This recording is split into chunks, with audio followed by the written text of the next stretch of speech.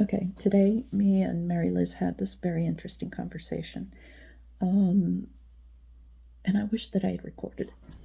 But anyway, here is what was going on uh, in the beginning before the conversation.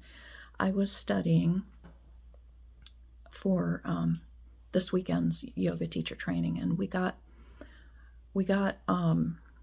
the slides ahead of time, and which I'm really grateful for a change.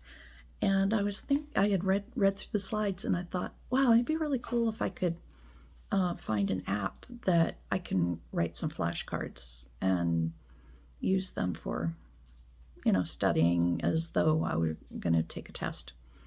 And then I thought, wait a minute. I wonder if ChatGPT could write the content for these flashcards. And I gave it a question. I basically copied the text on one slide. It was a lot of text. It was a lot of words, nuance. It was actually very nuanced regarding the definition of fascia in our bodies. And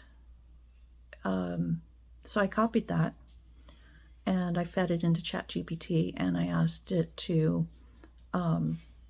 write me 10 flashcards based on the text.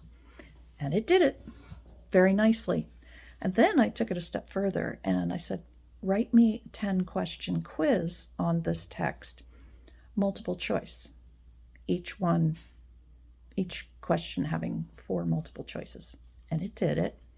I'm not surprised, but it was still pretty cool. And then I was talking to Mary Liz, and then what I did is I asked it, because I was having a hard time determining which one was the right answer, because what it did is it analyzed the entire paragraph.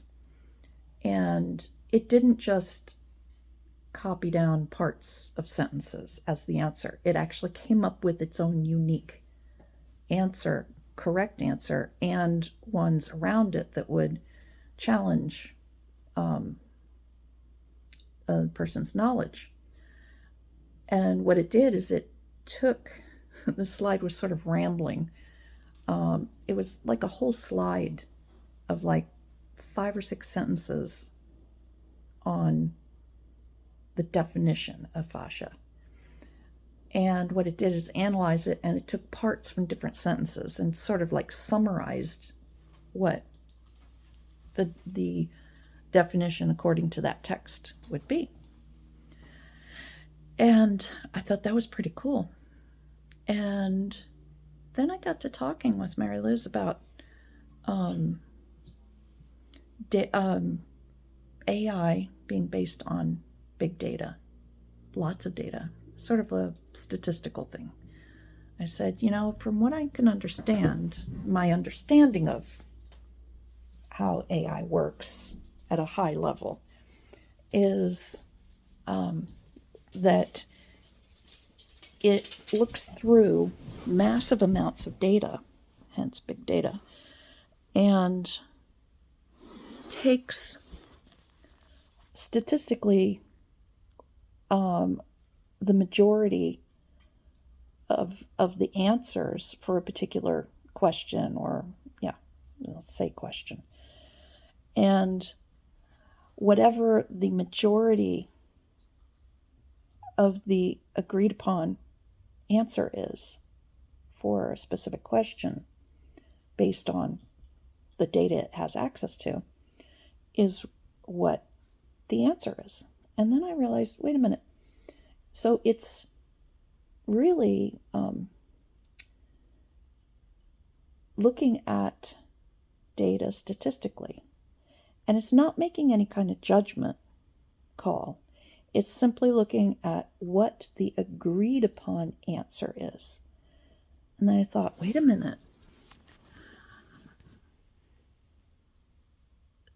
It's determining what truth is based on the data. Okay? And what is truth? At one point, the majority of the people on this planet believed that the earth was flat. And at that certain time, that was truth. And of course, we learn differently through additional research and finding new stuff. So that means that our truth is not necessarily truth. It's just what we think is the truth at a specific time. So back to data, if we took ChatGPT and took it back to when the majority of humans believed the earth was flat, and say the internet was around then, and, people talked about the earth being flat, the truth would be, and the correct answer would be that the earth is flat. Not necessarily that AI in a chat type realm, it's not thinking. It's just a statistical thing, and just looking at a specific set of data that it is given access to or told to base a correct or truth answer on. So I thought that was pretty interesting. It brought up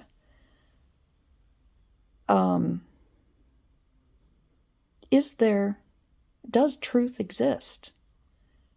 Now, opinions exist, and you could tell the difference between opinions and actually, let me back out of that. Truth, I think, for each individual is our individual truth is based on our knowledge and who we believe has the correct knowledge. Like, some people rely completely on their church for their knowledge. Some people rely completely on scientists for their knowledge. And actually, you can't really say that there is a specific truth, depending on how you define truth, because we each have our own truths. Even the people who believe in conspiracy theories, they have their own truth. That is their truth because they are believing their specific people or person that they listen to and put all their belief in. Just like me, or people like me who put all of their trust in science. Is it any different? I don't think so. Because in both situations, neither the conspiracy theorist believer or I are actually going out and figuring out the answer for ourselves. We can't do that. I mean, I'm not a rocket scientist. I can't figure out for certain that the world is round. It may be oval. It may be rectangular. There are scientific things that lead us to the conclusion that the earth is round. And, you put all those things together, and yes, it's very logical to believe in an answer based on several things that contribute to that answer. But, and I want to be careful here, but the conspiracy theorists, they have just as much belief in the conspiracy because they've been told multiple things that lead to the conclusions that they believe in. So even if they can be proved wrong, they still have their path of things that they believe have happened or have happened in a specific way that lead to that conclusion. And who's to say that they are wrong? They are understanding circumstances in a different way than others are.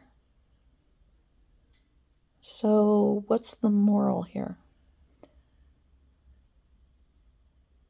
The conclusion may be that, and I suspect this, is that there is no such thing as truth. We all have our different beliefs, but we can prove or disprove anything. We can, scientists and conspiracy theorists can both prove anything or disprove the other's beliefs by presenting circumstances in different ways. You can always mess with data. You can always use statistics to change, perceived outcomes. But it goes, I think, way deeper than that. And I think that the only answer is that we each have to rely on our own individuality and what we think is right. And I don't have any other answers. I don't have any satisfactory answers. But we are individuals, but we are also one altogether. And that's still mind-blowing.